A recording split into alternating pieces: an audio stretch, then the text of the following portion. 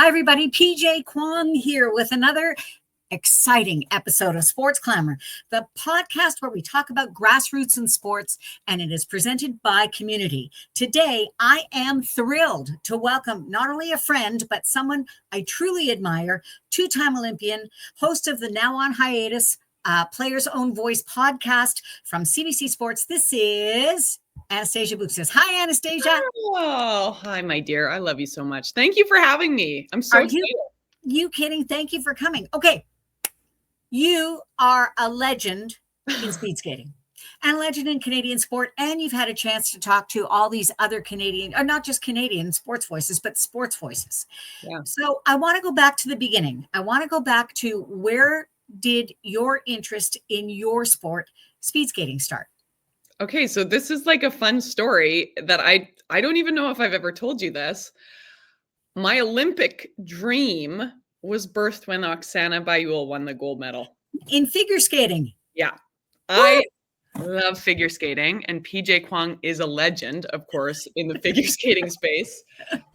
So my speed skating career was birthed because I love figure skating, weirdly enough. Like I was 4 years old in Lillehammer, and it was like my first kind of memory of like television and Nancy Kerrigan and Tonya Harding and that drama.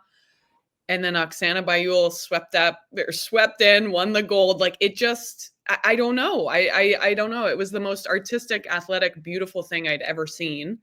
Don't disagree. I've always appreciated the athleticism and artistry of figure skating. And so I kind of said to my parents, could I do that? And I'm 5'10", so they were, and at that point, even at 4, they knew I was going to be very tall. And I know that worked for Carolina Costner, but they were thinking, you're going to be way too tall for this sport, sweetie. So they kind of said, okay, yeah, you can perhaps figure skate, but you're going to learn how to skate on speed skates. Now, why speed skates? We're from Calgary. So, I was born in 89. We hosted 88. And I think my folks just knew that we had like the best facilities in the world. And long story short, I mean, I always really loved racing. I still love racing. Like if I'm playing Nintendo, Mario Kart is my game of choice. But I was really, really surrounded by good people too. Like there was a little bit of a golden age of Alberta speed skating. And I always forget if it was 8 or 9 of us. Like it was a handful, just shy of a dozen girls from Alberta, Saskatchewan, BC, kind of Western Canada. And we all just were within a year of each other and pushed each other. And a number of us, were very lucky to go on to the Olympics or World Championships, national team, winning Olympic medals. I did not win an Olympic medal, but it does make me feel very good when you call me a speed skating legend. But You are. I mean, when you think about it, medals aren't everything. I mean, there are lots of people. Talk to Kurt Browning, who also never won an Olympic medal. And yet when you think about figure skating, he's one of the first names that pops into our collective heads. So it's not always about that. But again, I'm kind of intrigued that, as you're a little wee kid, 4-year-old, 5-year-old, and you talk about figure skating and Oksana Baiul, and you ask your parents if you can do that. They knew you were going to be tall. You probably at that time were as tall as I am now, but yeah, I think I was. Exactly. But still, it's interesting because most parents would say you're going to have to learn to skate first, and they'll put their child on hockey skates, or they'll put their child on figure skates with the view to just learning how to skate.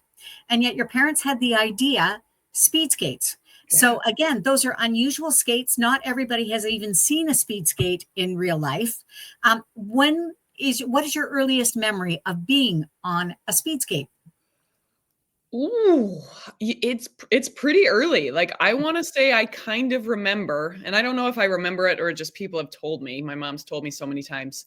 But the little like chairs or the like a walker kind of thing. Walker, yeah, like a metal walker. And I think the Oval probably still has the same ones. They were red at one point in time.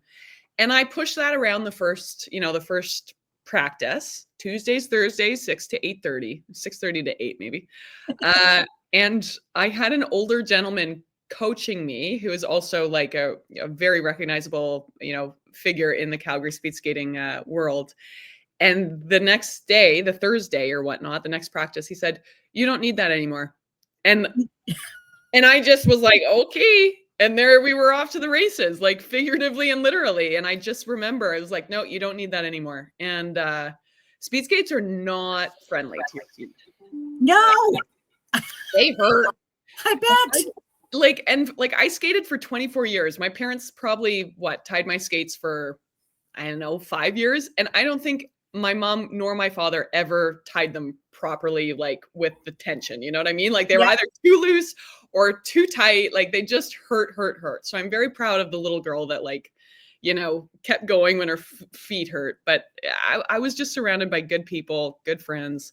And I did like competing. Now that I look back on it, I'm like, I'm not a competitive person anymore, aside from with myself, but I did like racing. I do like racing.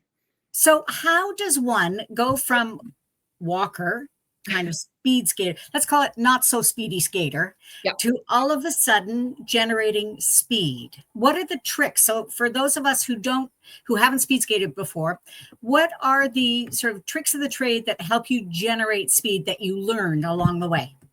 So, oh gosh, that's a great question. And that's why Patrick Chan to me is the greatest figure skater of all time, because he could use his edges in a way that He's one of the greatest skaters. Yes. So did I say greatest speed skater? Sorry, Patrick Chan. No, you said figure skater. But okay. I think I challenge that he's one of the greatest skaters because of his ability to just in one push get across the ice. 100% agree. And actually, if I was publicly asked, I would say he is the greatest skater. And you've just asked me. So yes, that's 2 votes for Patrick Chan. It's all how you put your body weight into the ice. And that feels, it might be hard to describe over StreamYard here, but you really want to figure out how you can put as much weight into that pushing edge. And it's difficult. We teach kids, okay, push from your heel because you want to push right to the side because then you're getting your full stride. But you also want to imagine that you're pushing almost into the ice. Like you got to be pushing down.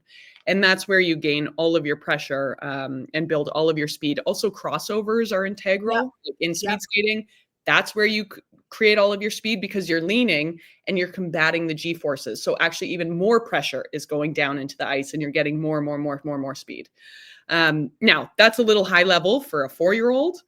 So I don't know. I mean, I think I honestly just enjoyed the pursuit of going, oh, am I going to beat my buddy or are they going to beat me?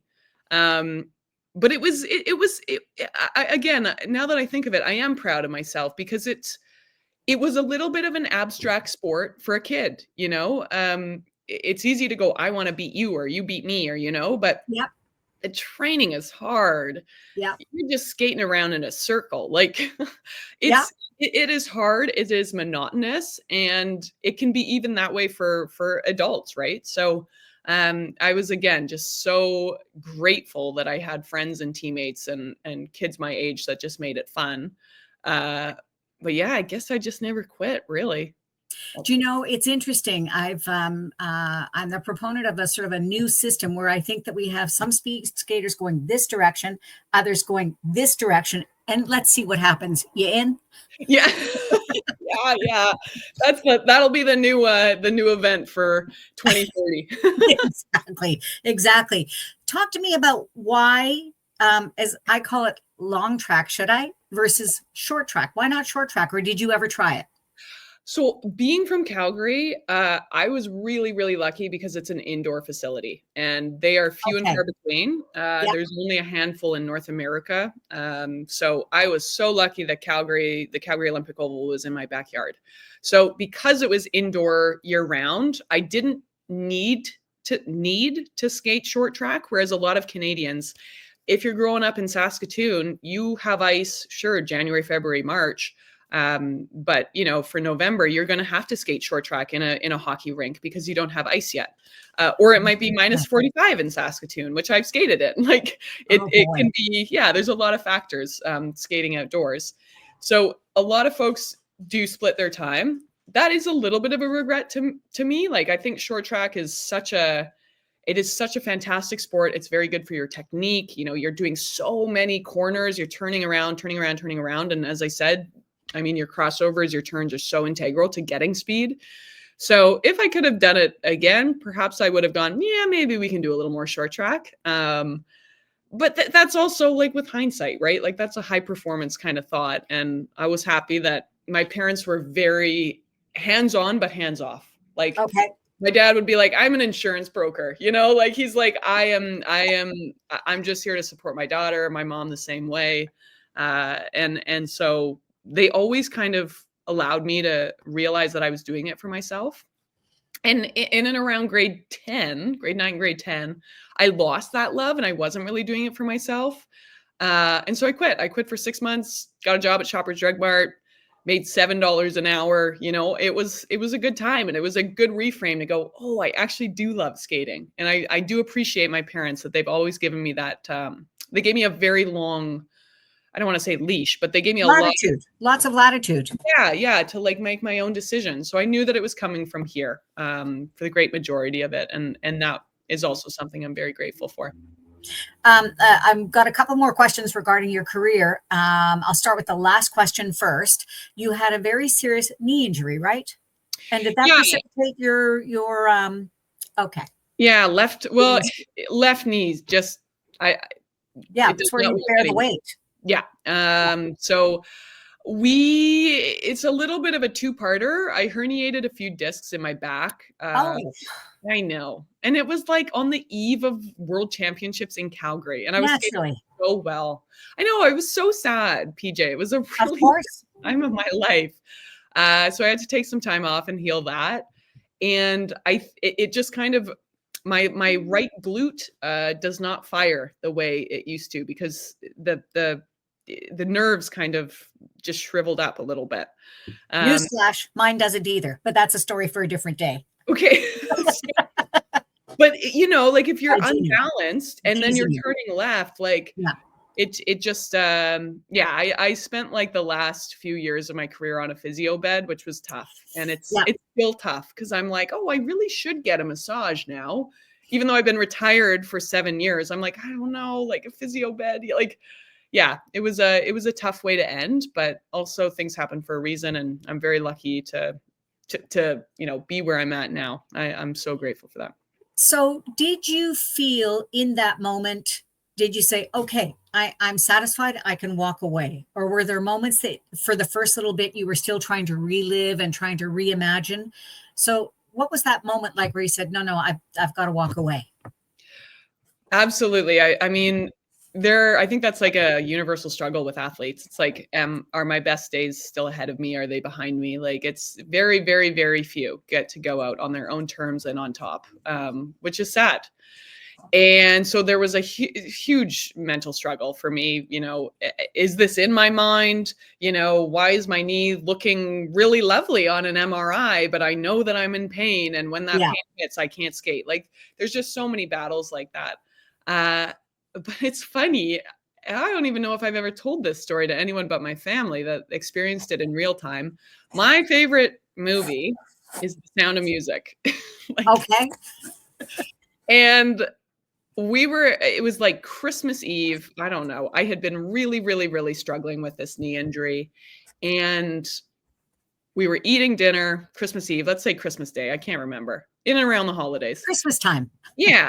And My Favorite Things by Julie Andrews, the song, it came on the radio. I don't know why it came on the radio. I have not heard that song on the radio too many times, but it came on the radio. Yeah. And we were eating dinner, and it was my grandma and my parents. I'm an only child. So it was pretty intimate. And it just hit me because I was like, oh my God, speed skating is I'm going to cry. What? It is 9:30 in the morning today. And it hit me because I thought, speed skating is one of my favorite things in the world. And I knew that it was over. I just knew. And I did exactly this. I looked at my parents and they kind of went, what the hell? Why are you crying? And I said, guys, I think that there was a big national championship a week later. And I said, I think that's going to be it. I'm going to hang him up. And we all just kind of sat there and had a little, cry. And my grandma grabbed my arm, and it was a beautiful moment, really. But I knew, like, there's such a tension, and there's such a, like, can I do it? What can I do better? And, here I am saging myself and affirmations in the mirror. And there was just such a moment of surrender and such a moment of gratitude for, even though it was ending, like, what a gift it was and what a gift it has been. And Yeah. It was like an easy decision. Once I got there, it was like, oh, we're here. I think that my observation of high level athletes and the struggle, as you say, is that they come to a realization that the sport is not who they are, but what they did. So you can then, when you can separate those two, because there are lots of athletes, we've all seen them, who are still at the party when really you think, you know what, it's time to go to school, it's time to move on, it's time to whatever. But they frequently struggle with, I am the type of athlete, and not I am Anastasia, who does the sport. So I think that it sounds to me like in that moment, it just kind of all separated and settled. Yeah. Yeah. And I thought to myself, I need to honor the sport as well, Yes.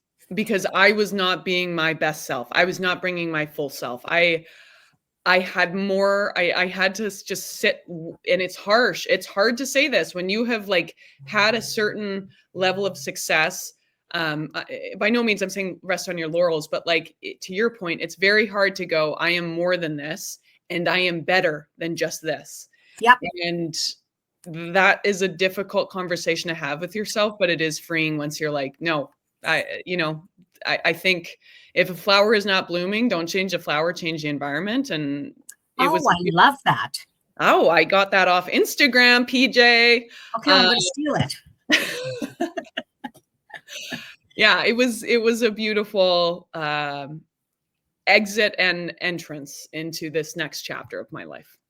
Could you have imagined becoming a broadcaster, becoming, all of the things that you have done through CBC and done so amazingly well, even from the very beginning when you weren't sure that this was going to be something that you could do? You really could. You naturally have that kind of gift. But could you have imagined it? Is that where you were going in your mind after your career? I was going there since the 7th grade. Oh, wow. Yeah, I thank you for your kind words. I still am very much always trying to improve my craft and improve myself. So I don't feel like I've quite arrived, but I am so grateful for the opportunities that CBC has given me and the world of sport has given me. But yeah, I mean, I got to watch Katrina LeMay Doan, who's a dear mentor and now I consider a friend, win her second gold medal in Salt Lake City, 2002. Black cowboy hat, Canadian flag. And it was just so epic. And that pursuit, of course, she won gold in 98 as well. Susan Ock had won silver, like unbelievable. Those were two of my heroes growing up. But her winning that second gold, defending it, defeating the Canadian curse of the flag and whatnot, in such a charged time and with such a beautiful call from Steve Armitage. Like that really, I was like, that's what I want to do. Like Katrina birthed my dreams to go to the Olympics, but Steve Armitage birthed my dreams to be in broadcast and to hopefully bring sport to people, to connect with people. Sport is the left ventricle of my heart. I love a lot of things. I'm also like a big theater nerd and I like film and, I have other interests that I'd love to broach too in this space of broadcast. But again, the sport of speed skating has given me a lot of direction that I've been very lucky to kind of follow up on and live my dreams, really. Well, and I could not think of two more worthy role models than Katrina and Steve. Honestly, legends in their own right, that's for sure. So I want to talk a little bit about sort of like grassroots in terms of sport, because you talk to lots of sports people in your professional life, as do I. And one of the common threads that I hear all the time is that sports are worried that they're not going to be able to develop that next level. So for you, going back to that 4 or 5-year-old, you go to the speed skating club or you go to the oval for the first time. What will happen to sports in general if we can't develop that next wave of grassroots participants? I mean, we won't be in a good way. Okay. And It's sad because, I'm not trying to get overly political, but the facts are that the core funding for sport in Canada has not changed since 2005, like 20 Yep. I was years. going to say that. Yep. So that is outside of OTP funding that really targets, Which is athletes on the podium for people who don't know. podium. Yeah. Yep. So it targets sports and athletes with large medal potential at the Olympic and Paralympic level. But yeah, the core funding to sport has not changed in 20 years. And in my opinion, physical literacy it's just like the base of everything. To know how to regulate emotions, to know how to have complex conversations and interpersonal struggles with teammates, with friends, with anyone that's on the pitch or on the ice rink.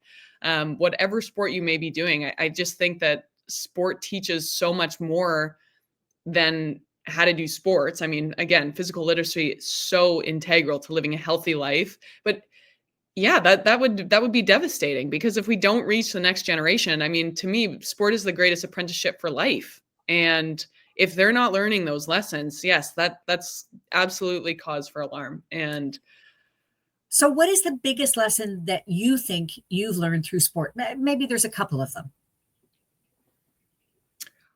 I would start by saying I can say all the things, of course, work hard and don't quit. Yep. You have the power to take control of your destiny. One of the things that really stuck with me and was a lesson that I had to learn kind of 10, 11, 12, and then continuously relearn. I could have, I still have to relearn it today, is that there's a fundamental difference between being beat and losing.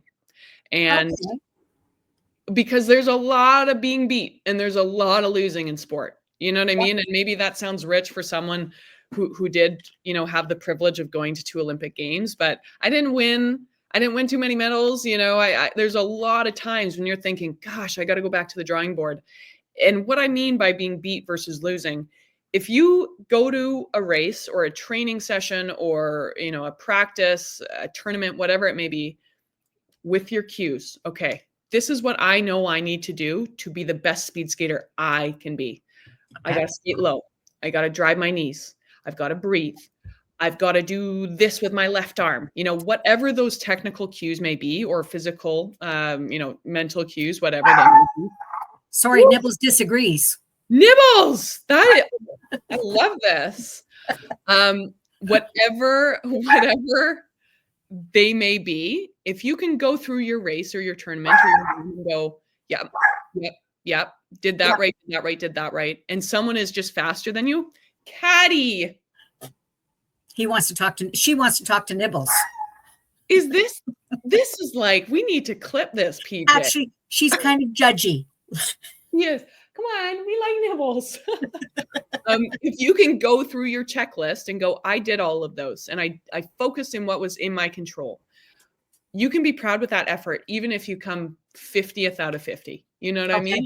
Yep. I have won races that I have been more disappointed with than coming fourth and getting all my check marks. Losing, in my opinion, is when you get to the race or the tournament or the game and you're going, oh boy, I don't feel very good. Sarah looks really good. I don't really like this distance. I don't like this team. Like you just get in your own way and you allow not even excuses, but just those thoughts to take you from what your game plan is. Don't let other people cloud what you want to do, because there's always going to be someone that's faster than you. Like literally, you know what I mean? We just said Patrick Chan's the best skater of all time. Like he has 1 gold medal, but we know Sochi was tough, right? Like it happens to the best of the best. And most days there's going to be someone that's better than you. And so it's all about how, you reframe success. And in my opinion, if you can keep with your check mark, and there's a lot of pride and there's a lot of satisfaction from that. Don't get in your own way. That's when you'll lose. Do you think that possibly in today's world, with the sort of advent of social media and now its proliferation across everybody's life, do you think that that also gets in the way, not only for the young athlete, but also for the parents?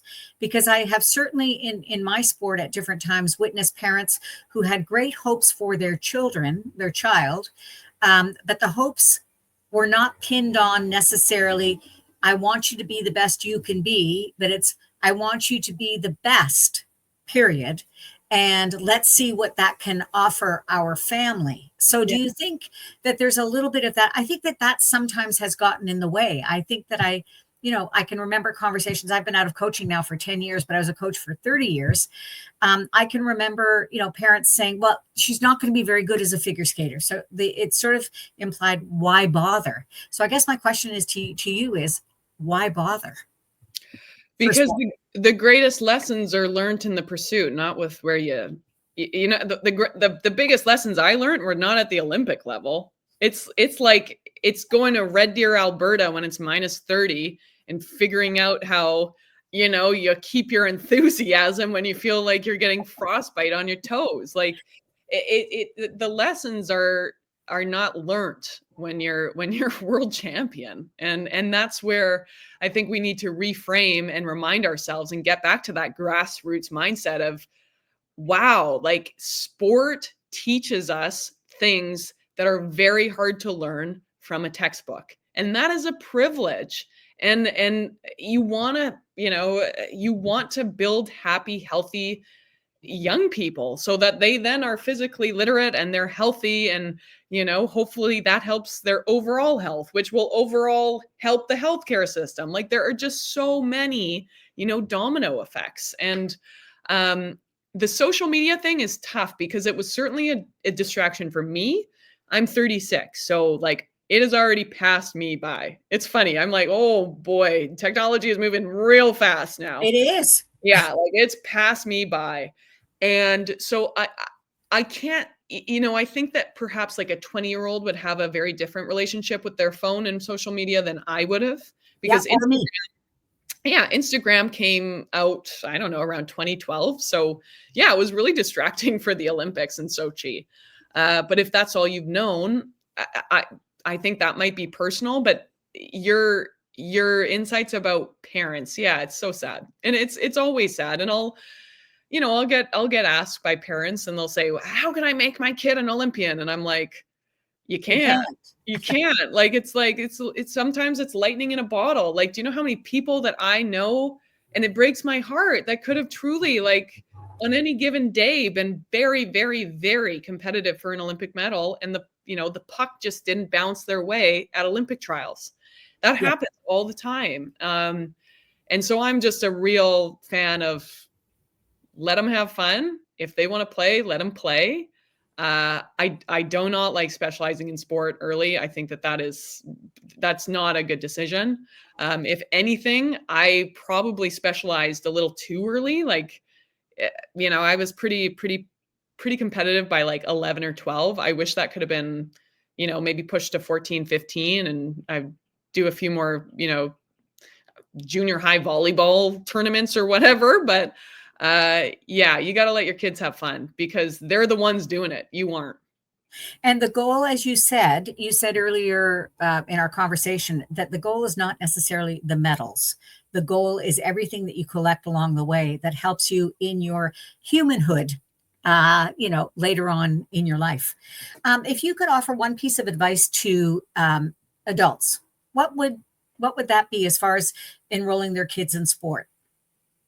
Listen to your kids Okay. and tell them that you are proud of them and that they should be proud of themselves when they have given a good effort. I think that it is very human and very natural for all of us, regardless of what you do. To your point, you see yourself as what you do. And logically, you kind of go, no, I'm more than this. But it's so easy to attach your Yeah. self-esteem to results. And when I publicly came out prior to Sochi, as gay, and I remember just thinking, Oh, I struggled so much to share that part of myself with the world because I was afraid, and I'm doing the Coles notes, but it was an all-encompassing journey. And when I was in the closet, I thought to myself, "Oh my gosh, if people don't know the real me, they're really just seeing me for what I do, and they're really just loving me and judging me because of my results." And so I felt like a total fraud, and there was no result. I could have won 10 Olympic gold medals, and that would not have filled the void inside of in me, because I just had a real lack of self-love. I didn't have confidence. I just was not me in my body. And I thought only people saw me for what I did.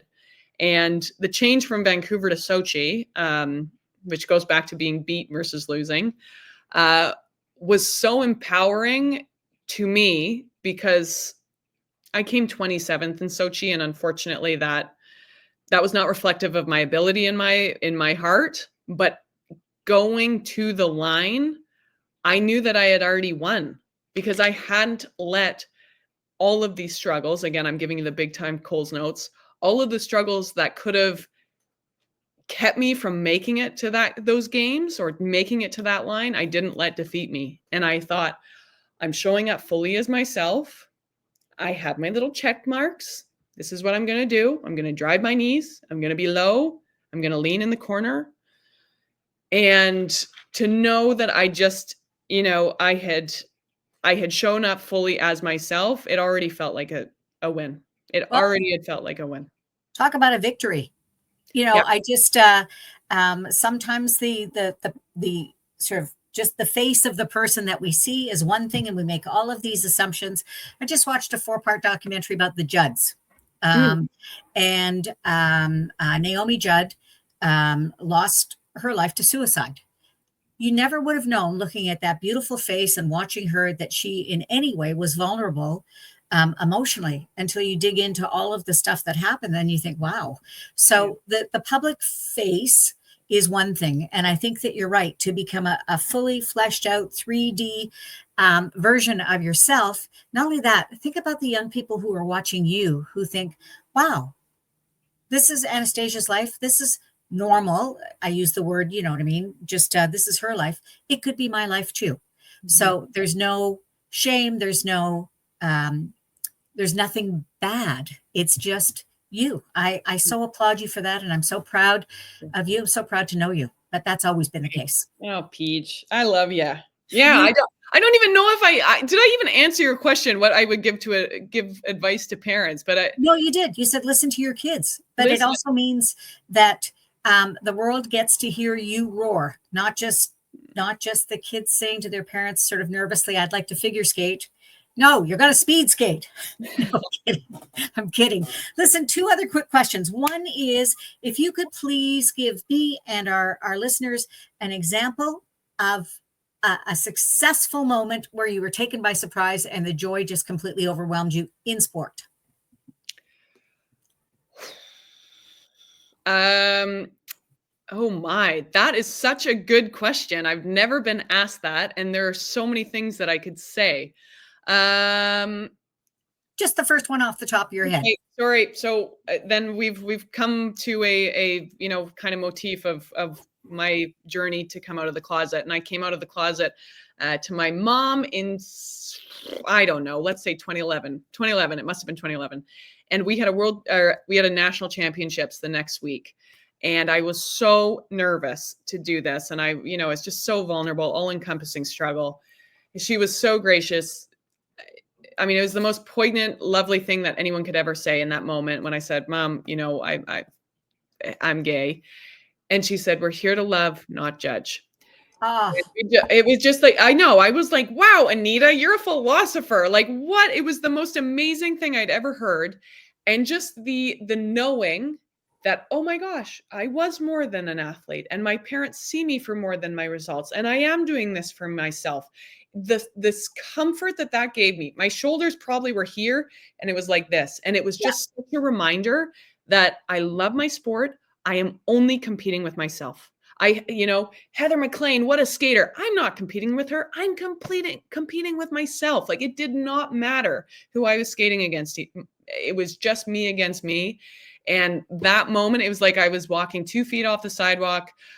I got a personal best by 0.6 of a second. Wow, that's huge. It's in your huge. It's sport. 500 Yeah. meter, it's like that's the 100-meter equivalent in speed skating. It's not heard of. And it was just, I think, psychosomatic. Like the weight of the world had been lifted off of me. And that was the first time where I went, wow, to really, really reach it to the top, you got to find who you are authentically in your authentic voice, and do it for you. Don't do it for other people.